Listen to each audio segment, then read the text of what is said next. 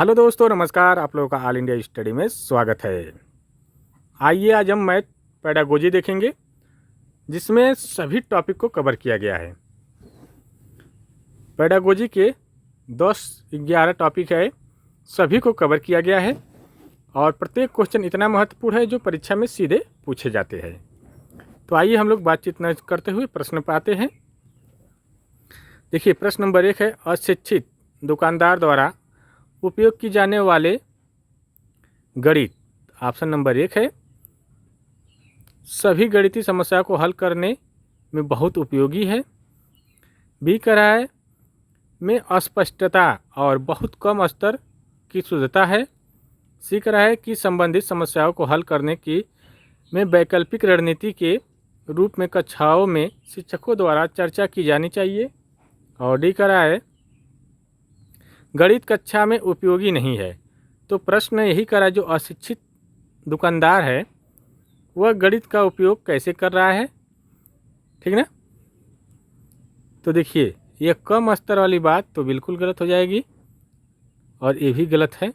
वह क्या कर रहा है कि जो संबंधित समस्याओं को हल करने के लिए वैकल्पिक रणनीति के रूप में कक्षाओं में शिक्षकों द्वारा चर्चा की जानी चाहिए, ठीक ना। कि वह अशिक्षित जो दुकान है तो कैसे वह गणित को हल कर ले रहा है। जैसे गणित का मतलब ये नहीं कि पूरा एकदम जोड़ घटाना गुणा भाग एकदम लघुत्तम एलसीएम, ये नहीं। वहाँ पर जैसे मान लो पैसे का हिसाब कर रहा है तो वो भी गणित ही में आएगा, ठीक ना। तो इसका जो सही जवाब हो जाएगा ऑप्शन नंबर सी हो जाएगा। देखिए, व्यवहारिक गणित जैसे दुकान द्वारा इस्तेमाल की जाने वाली गणनाएं को कहते हैं, ठीक ना। इसमें बच्चों के व्यवहारिक अनुभव का हिस्सा होती है। कक्षा में इस पर चर्चा करने से बच्चों की अवधारणाओं को अपनी वास्तविक ज़िंदगी से जोड़ने में मदद मिलती है, ठीक ना। और वैकल्पिक समस्या समाधान कौशल भी विकसित होता है, ठीक।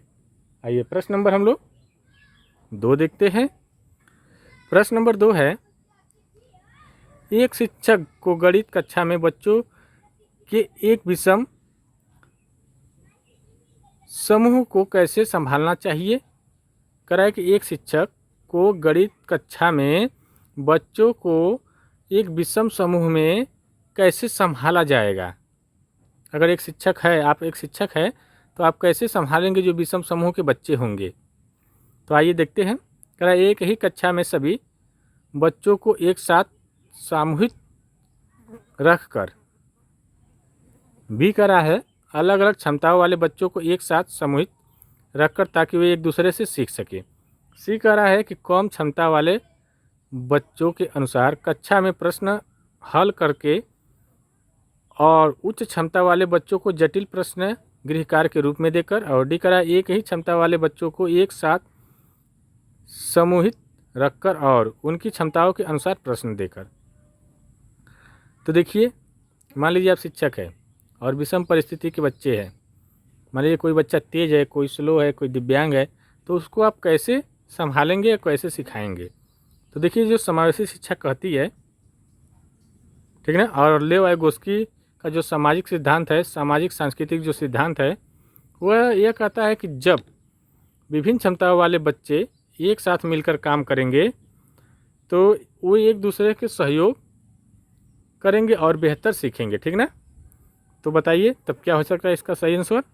तो ऑप्शन नंबर बी हो जाएगा कि अलग अलग क्षमताओं वाले बच्चों को एक साथ समूहित रखकर ताकि वो एक दूसरे से सीख सके। तो ऑप्शन नंबर इसका बी करेक्ट हो जाएगा, ठीक ना। आइए हम प्रश्न नंबर 3 देखेंगे। प्रश्न नंबर 3 है, गणित में सीखने के प्रतिफल इसलिए विकसित किए गए ताकि। कह रहा है कि जो गणित में सीखने का जो प्रतिफल है वह किस लिए विकसित किया गया है, ताकि बच्चे क्या कर सके, यह सुनिश्चित कर सके कि प्रत्येक कक्षा में अंत में न्यूनतम किस कौशल या दक्षता को प्राप्त कर ले, ठीक ना। तो आइए देखते हैं। ऑप्शन नंबर ए है, विभिन्न शैक्षणिक सर्वेक्षणों में बच्चों की उपलब्धि बढ़ाई जाए। बी कह रहा है, बच्चों द्वारा हासिल की जाने वाली कक्षावार दक्षता और कौशल को परिभाषित किया जाए। और सी कह रहा है, वर्ष की अंत परीक्षाओं के लिए बच्चों को तैयार किया जाए और डी करा है गणना के लिए बच्चों को लघु विधियाँ बताई जाए। तो किस प्रकार करेगा, प्रतिफल करेगा ताकि जिससे बच्चा क्या हो, विकसित हो, ठीक है ना। तो वह जो करेगा बच्चों द्वारा हासिल की जाने वाली कक्षावार दक्षता और कौशल को परिभाषित किया जाए, ठीक है ना। तो ऑप्शन नंबर इसका बी करेक्ट हो जाएगा। आइए प्रश्न नंबर हम लोग 4 देखते हैं। प्रश्न नंबर 4 है, निम्नलिखित में से कक्षा में हो रहा कौन सा कार्य एक गतिविधि है। तो ऑप्शन नंबर 1 है बच्चों द्वारा कविता के रूप में गिनती का वाचन, बच्चों द्वारा श्यामपट्ट से नकल करना, सी है बच्चों का अन्वेषण में लगाना, और डी कह रहा है शिक्षक समझाते हैं कि प्रश्न कैसे हल करें। कह रहा है कि तो देखिए, तो इसका जो सही जवाब हो जाएगा बच्चों का अन्वेषण में लगना। तो ऑप्शन नंबर सी करेक्ट हो जाएगा। देखिए क्या होता है कि देखिए जो बाल केंद्रित शिक्षा होती है ना, उसमें खोज या अन्वेषण को ही सक्रिय गतिविधि माना जाता है, जिसमें बच्चा क्या करता है कि खुद करके सीखता है, ठीक है ना। आइए प्रश्न नंबर हम लोग अगला देख लेते हैं। प्रश्न नंबर 5 है, बच्चों के बीच गिनती के कौशल को विकसित करने के लिए निम्नलिखित में से कौन सा पूर्ण संख्या अवधारणा के रूप में सीखने के लिए आवश्यक नहीं है। तो आइए ऑप्शन नंबर 1 देखते हैं, क्रमबद्धता, बी कह रहा है संख्या नाम यादृच्छिक रूप से पढ़ना, सी कह रहा है समूह बनाना, और डी कह रहा है एक एक संगति। तो देखिए जो पूर्ण संख्या की बात कर रहा है, पूर्ण संख्या अवधारणा में क्या होता है, क्रमबद्धता, समूह बनाना और एक एक संगति शामिल होता है, ठीक ना। बिना समझे किसी भी क्रम में संख्या का नाम बोलना पूर्ण संख्या कौशल का हिस्सा नहीं होता है, ठीक ना। कहने का मतलब है कि उसमें क्रमबद्धता होगी, समूह बनाना होगा, एक एक संगति होगी, ठीक ना। लेकिन यह जो यादृच्छिक रूप से पढ़ना ये नहीं होगा। तो यहाँ पर नहीं पूछा है, तो ऑप्शन नंबर बी वाला करेक्ट हो जाएगा, ठीक ना। आइए प्रश्न नंबर हम लोग अगला देख लेते हैं। प्रश्न नंबर हमारा 6 है, कह रहा है एक बच्चे से यह प्रश्न पूछने पर कि क्षेत्रफल क्या है, उसने लंबाई गुणे चौड़ाई उत्तर दिया। क्षेत्रफल की अवधारणा के बारे में बच्चे की समझ के बारे में आप क्या कह सकते हैं। तो ऑप्शन नंबर 1 है बच्चे ने किसी भी बंद आकार के क्षेत्रफल के सामान्य विचार को आयत के क्षेत्रफल के रूप में उपयोग किया। बी कह रहा है बच्चा सही कह रहा है कि क्षेत्रफल लंबाई गुणे चौड़ाई है। सी कह रहा है बच्चा क्षेत्रफल और परिमाप की अवधारणा के बीच उलझन में है, और डी कह रहा है बच्चे को क्षेत्रफल के अवधारणा के बारे में कोई जानकारी नहीं है। तो ये तो पहले गलत हो गया, डी वाला। जानकारी है तभी ना क्षेत्रफल पूछने पर वो कह रहा है लंबाई गुणे चौड़ाई, और यह परिमाप की अवधारणा में उलझन वाला भी गलत हो जाएगा। ये बात भी सही है, बच्चा सही कह रहा है कि क्षेत्रफल जो होता है लंबाई गुणे चौड़ाई होता है, लेकिन अवधारणा के पूछ रहा है। तो इसका जो सही जवाब दोनों में बेहतर हो जाएगा ए वाला, कि बच्चे ने किसी भी बंद आकार के क्षेत्रफल के समान विचार को आयत के क्षेत्रफल के रूप में उपयोग किया है, ठीक है। तो ऑप्शन नंबर ए वाला करेक्ट हो जाएगा। आइए प्रश्न नंबर हम लोग अगला देख लेते हैं। प्रश्न नंबर अगला है, गणित सीखने के संबंध में निम्नलिखित में से कौन सा कथन सत्य है। तो ऑप्शन नंबर 1 है आमतौर पर लड़कियां गणित में कमज़ोर होती है। बी कह रहा है हर कोई गणित सीख सकता है, और सी कह रहा है गणित केवल कठोर अभ्यास से सीखा जा सकता है, और डी कह रहा है गणित सीखने के लिए एक कठिन विषय है। तो बताइए इसका जो सही जवाब क्या हो जाएगा, कह रहा कौन सा कथन सत्य है। तो देखिए क्यों लड़कियां वाला बात तो बिल्कुल गलत है, ठीक ना। हर कोई गणित सीख सकता है, ठीक है। ये कठोर है तो ये पहले गलत हो गया, यह कठिन विषय है तो ये भी गलत है। तो क्या हो जाएगा, हर कोई गणित सीख सकता है, ठीक ना। गणितीय क्षमता जन्मजात या लिंग पर आधारित नहीं होती है, ठीक ना, ये समझ लीजिएगा। आइए प्रश्न नंबर हम लोग 8 देखेंगे। प्रश्न नंबर 8 है, पाइथागोरस प्रमेय को सिखाने के लिए एक शिक्षक ने एक शीट वितरित की है जिस पर समकोण वाले 4 त्रिभुज को खींचा गया है, और बच्चों को त्रिभुज की भुजाओं के बीच संबंध खोजने के लिए कहा जाता है। उपयुक्त परिस्थिति में शिक्षक ने प्रयोग किया है। कह रहा है प्रश्न कि पाइथागोरस की प्रमेय को सिखाने के लिए एक शिक्षक ने एक शीट वितरित किया सभी बच्चों में, और जिसमें क्या है, समकोण है और त्रिभुज है, ठीक ना। तो जिसमें बच्चे की त्रिभुज की भुजाओं के बीच संबंध खोजने के लिए कहा जाता है, तो बच्चा क्या कर रहा है इसमें, तो ये कौन सा विधि हो जाएगी, निगमन विधि, व्याख्यान विधि, प्रयोगशाला विधि और आगमन विधि। तो देखिए ये जो उदाहरण पहले बता रहा है, तो इसका मतलब है कि ये आगमन विधि हो जाएगी, ठीक ना। तो इसका जो सही जवाब ऑप्शन नंबर डी करेक्ट हो जाएगा। देखिए आगमन विधि में पहले उदाहरण या आंकड़े दिए जाते हैं और बाद में उसी के आधार पर नियम या निष्कर्ष तक पहुंचा जाता है, ठीक ना। तो देखिए यहाँ पर क्या है, शिक्षक ने पहले उदाहरण त्रिभुज में दिए है, फिर इसको पाइथागोरस की प्रमेय से खोजने के लिए कहा है, ठीक ना। आइए प्रश्न नंबर हम लोग 9 देखेंगे। प्रश्न नंबर 9 है, निम्नलिखित में से कौन सा कथन संकल्पना मानचित्र के बारे में सत्य नहीं है। तो ऑप्शन नंबर 1 है, संकल्पना मानचित्र केवल शिक्षकों द्वारा बनाया जाना चाहिए। बी कह रहा है, संकल्पना मानचित्र प्रकृति में पदानुक्रमित है।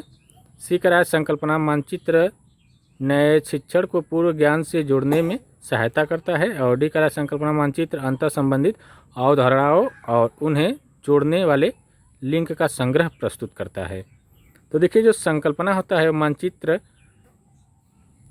बच्चे और शिक्षक दोनों बना सकते हैं ताकि अवधारणा को बेहतर समझा जा सके, ठीक ना। तो देखिए इसका जो सही जवाब क्या हो सकता है, तो देखिए इसका जो सही जवाब हो जाएगा, संकल्पना मानचित्र केवल शिक्षकों द्वारा बनाया जाना चाहिए। यहाँ पर सत्य नहीं पूछा है तो यह गलत है। इसमें शिक्षक और छात्र दोनों बना सकते हैं, ठीक ना। तो इसलिए ऑप्शन नंबर ए वाला गलत है। तो गलत क्वेश्चन पूछा है तो गलत आंसर भी बताना होगा, ठीक ना।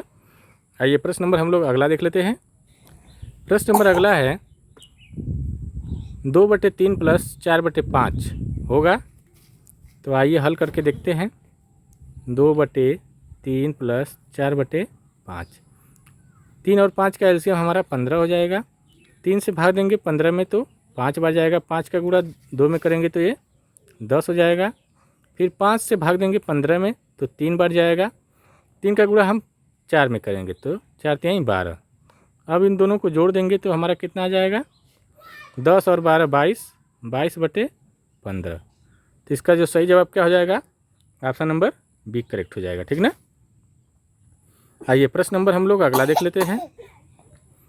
प्रश्न नंबर 11 है, प्राथमिक कक्षाओं में बच्चे गणित में क्या सीखते हैं, इसके आकलन का ध्यान किस पर नहीं होना चाहिए। करा जो प्राथमिक स्तर के जो बच्चे होते हैं वह गणित में क्या सीखते हैं, तो आकलन का ध्यान किस पर नहीं होना चाहिए। जो मान लीजिए आकलन कर रहा है शिक्षक तो वह किस पर ध्यान नहीं देना चाहिए उसको। तो ऑप्शन नंबर 1 है, गणितीय भाषा का विकास। बी कह रहा है, गणित की समस्याएं का जवाब देने में सटीकता। और सी कह रहा है, तर्क कौशल का विकास। और डी कह रहा है, गणितीय अवधारणा को समझना। तो देखिए इसका जो सही जवाब क्या हो जाएगा, वह अभी प्राथमिक स्तर का बच्चा है ना, तो वह जवाब सटीक नहीं दे सकता है, ये थोड़ा सा इधर उधर करके देगा तो भी आपको मानना पड़ेगा। तो इसका सही जवाब हो जाएगा ऑप्शन नंबर बी वाला, ठीक ना। आइए प्रश्न नंबर हम लोग अगला देखते हैं। प्रश्न नंबर 12 है, प्रारंभिक कक्षाओं में एक गणितीय अवधारणा के विकास में निम्नलिखित निर्देशों का अनुक्रम किस प्रकार किया जाना चाहिए। तो ऑप्शन नंबर 1 है, चित्र बनाना। बी है, प्रतीकात्मक प्रतिनिधित्व का उपयोग करना। और सी है, तीसरा कह रहा है अनुभव प्रदान करना। और चौथा कह रहा है भाषा के माध्यम से समझाना। क्वेश्चन कह रहा है, प्रारंभिक कक्षाओं में एक गणितीय अवधारणा को विकास के लिए निम्नलिखित में से किस क्रम में रखा जाना चाहिए। तो पहला कौन आएगा, तो बताइए। तो देखिए पहला जो आ जाएगा अनुभव प्रदान करना, ये पहले नंबर पर आएगा। अनुभव प्रदान जब हो जाएगा तो उसके बाद हमारा आएगा भाषा के माध्यम से समझाना, ठीक ना, ये दूसरे नंबर पर आएगा। और उसके बाद आएगा चित्र बनाना, ये तीसरे नंबर पर, और ये चौथे नंबर पर। तो 3, 4 3 4 1 2, तो 3 4 1 2 बी वाले में है ना, ए वाले में है, तो ऑप्शन नंबर ए वाला करेक्ट हो जाएगा। ठीक है ना। आइए प्रश्न नंबर हम लोग अगला देख लेते हैं। आइए इसके बारे में थोड़ा समझ लेते हैं।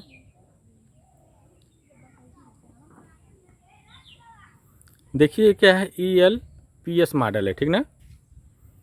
ELPS का मॉडल का मतलब एक्सपीरियंस, लैंग्वेज, पिक्चर और सिंबल पर आधारित है यह। ठीक ना। आइए अगला क्वेश्चन देखते हैं। प्रश्न नंबर का रहा है, एक बच्चे ने नीचे दिखाए अनुसार दो संख्याएं घटाई है। 83 - 27 = 65। तो निम्नलिखित में से कौन सा कथन बच्चे के घटाव सीखने का बोध कराता है। तो आइए थोड़ा सा ऊपर करते हैं। तो ऑप्शन नंबर ए है, बच्चा नहीं जानता कि कैसे घटाना है। बी करा है, बच्चा 2 अंकों वाली संख्याओं के घटाव की प्रक्रिया जानता है। सी करा है, यह गलत या गलती है और इसे बार बार अभ्यास करके सुधार किया जा सकता है। और डी करा है, बच्चे को घटाव की प्रक्रिया में स्थानीय मान के बारे में गलत अवधारणा है। तो देखिए इसमें क्या है, बच्चे की जो घटाव की प्रक्रिया है अलग अवधारणा है, गलत अवधारणा है। तो ऑप्शन नंबर इसका डी करेक्ट हो जाएगा। आइए देखते हैं, हम 13 में से 7 घटाएंगे तो कितना बचेगा, 6 बचेगा ना। तो इसलिए गलत घटाया। ये क्या किया है, अगर ऐसे भी घटाएगा तो भी नहीं आएगा, इसलिए तो इसका मतलब है कि यह गलत अवधारणा है। ठीक ना। तो ऑप्शन नंबर इसका डी करेक्ट हो जाएगा। प्रश्न नंबर अगला देखेंगे। प्रश्न नंबर 14 है, अधिगम और आकलन के चक्र में या चक्र के निम्नलिखित चरणों की क्रम में व्यवस्थित कीजिए। कह रहा है अधिगम और आकलन के चक्र के निम्नलिखित चरणों के क्रम में व्यवस्थित करने के लिए कह रहा है। ठीक ना। पहले कौन आएगा, दूसरे में कौन आएगा, तीसरे में कौन आएगा, चौथे में कौन आएगा। तो सबसे पहले हमारा देखिए कौन आएगा, शिक्षण अधिगम के साथ एकीकृत करना। बी दूसरा करा है शिक्षण अधिगम और आकलन की योजना बनाना और उसका संगठन। तीसरा करा है प्रगति रिपोर्ट का विकास और चौथा करा है बच्चों के अधिगम और प्रगति की प्रतिपुष्टि की रिपोर्ट और उसका संचार। तो पहले नंबर पर कौन आएगा, तो देखिए पहले नंबर पर जो आएगा शिक्षण अधिगम और आकलन की योजना बनाना और उसका संगठन करना, ये पहले नंबर पर आ जाएगा। दूसरे नंबर पर आएगा हमारा शिक्षण अधिगम के साथ एकीकृत, ये दूसरे नंबर पर। तीसरे पर आ जाएगा हमारा प्रगति रिपोर्ट और चौथे पर आ जाएगा चौथा वाला बच्चों के अधिगम के प्रति प्रगति और प्रतिपुष्टि की रिपोर्ट और संचार। तो हमारा हो गया पहले नंबर पर 2 1 2 1 3 4, 2 1 3 4। तो ऑप्शन नंबर लाते हैं 2 1 3 4, तो ऑप्शन नंबर डी वाला करेक्ट हो जाएगा। ठीक ना। आइए प्रश्न नंबर हम लोग अगला देख लेते हैं। प्रश्न नंबर हमारा 15 है, रोमन अंकों का उपयोग आमतौर पर हिंदू अरबी अंकों जैसी संख्याओं के लेखन में क्यों नहीं किया जा सकता या किया जाता है। तो ऑप्शन नंबर 1 है, रोमन अंकों को याद करना मुश्किल है, गलत बात। बी कह रहा है, रोमन अंकों का उपयोग करके संख्याओं को बनाना एक जटिल कार्य है, तो ये गलत है ये भी। सी कह रहा है, बच्चे अंग्रेजी वर्णमाला और रोमन अंकों में भ्रमित हो जाते हैं, ये भी गलत। और डी कह रहा है, रोमन अंक स्थानीय मान का नियोजन नहीं करते हैं, इसलिए इन अंकों का उपयोग करके गणना करना मुश्किल हो जाता है। ठीक है, स्थानीय मान का उपयोग या नियोजन नहीं कर पाते, स्थानीय मान में या नहीं जा पाते रोमन अंक। ठीक ना। तो इसलिए इसका गणना करना थोड़ा मुश्किल हो जाएगा। शून्य रहता है तो शून्य का गणना हो जाती है। ठीक ना। आइए अगला क्वेश्चन देखते हैं। प्रश्न नंबर 16 देखेंगे। करा एक शिक्षक, प्रश्न नंबर 16 करा है, एक शिक्षक अपनी कक्षा में बच्चों के उनके परिवेशों में मौजूद वस्तुओं के भौतिक गुणों को अपने शब्दों में समझाने के लिए प्रोत्साहित करता है। अपने छात्रों के साथ ऐसी गतिविधि करने के पीछे शिक्षक का सबसे उचित उद्देश्य क्या है? तो आइए ऑप्शन देखेंगे। वो कह रहा है कि एक शिक्षक है, वो क्या कर रहा है, अपने भाषा में समझाने का प्रयास कर रहा है। तो शिक्षक का क्या उद्देश्य है? तो देखिए ऑप्शन नंबर ए कह रहा है, यह बच्चों को अनौपचारिक रूप से किसी वस्तु के भौतिक गुणों का निरीक्षण करने का अवसर देता है जो आकारों के बारे में उनकी समझ को गहन बनाता है। बी कह रहा है, ये बी वाला मैं बोल दिया क्या? ठीक है, बी वाला हो गया। ये वाला कह रहा है, बच्चे अपनी भाषा में वस्तुओं को समझाने का आनंद लेते हैं, जैसे कि वे डम्ड शराट्स खेलने का आनंद लेते हैं। सी कह रहा है, यह एक उपयोगी गतिविधि है जो बच्चों को आकारों का परिचय कराती है। और डी कह रहा है, यह एक बहुत ही रोचक गतिविधि है जिसे आकार की अवधारणा को पुनः देखने के लिए खाली समय में किया जा सकता है। तो देखिए इसका जो सही जवाब हो जाएगा, यह बच्चों को अनौपचारिक रूप से किसी वस्तु के भौतिक गुणों का निरीक्षण करने का अवसर देता है जो आकारों के बारे में उनकी समझ को गहनता से दर्शाता है। तो ऑप्शन नंबर बी वाला करेक्ट हो जाएगा। अगला क्वेश्चन देख लेते हैं। आइए प्रश्न नंबर हम लोग कितना हो गया था, 1 मिनट, 16 हो गया था ना, 17 देखेंगे। प्रश्न नंबर 17 कह रहा है कि प्राथमिक गणित में पैटर्न की पहचान करने और उन्हें बढ़ाने का महत्व है।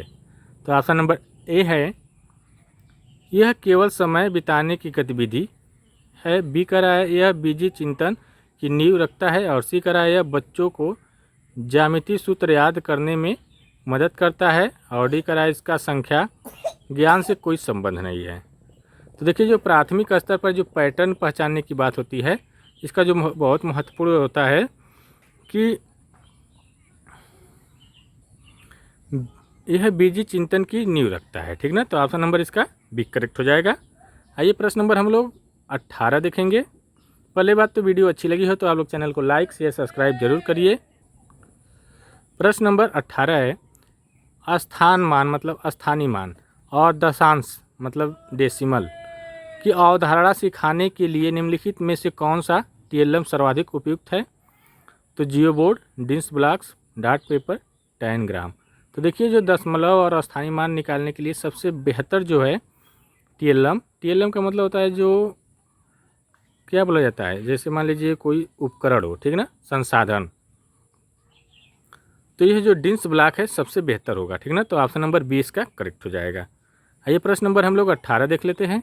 18 तो हो गया ना, 19 देखे थे, ठीक ना। कर रहा है 2D आकृतियों के गुण, परिमाप और क्षेत्रफल की बुनियादी समझ विकसित करने के लिए रबड़ बैंड के साथ किस उपकरण का उपयोग किया जाता है? तो ऑप्शन नंबर 1 है एक एबेकस, बी है जियो बोर्ड, सी है डिंस ब्लॉक्स और डी है ग्रिड पेपर। कर रहा है आकृतियों के गुण, परिमाप और क्षेत्रफल की बुनियादी समझ विकसित करने के लिए तो जियो बोर्ड सबसे बेहतर होगा, ठीक ना।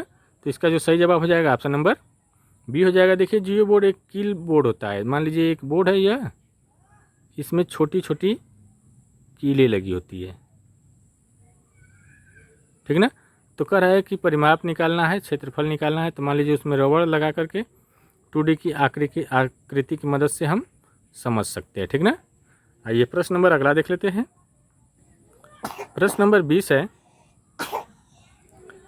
रचनात्मक मूल्यांकन का प्राथमिक उद्देश्य क्या है? तो ऑप्शन नंबर 1 है छात्रों को रैंक देना और ग्रेड तय करना नहीं।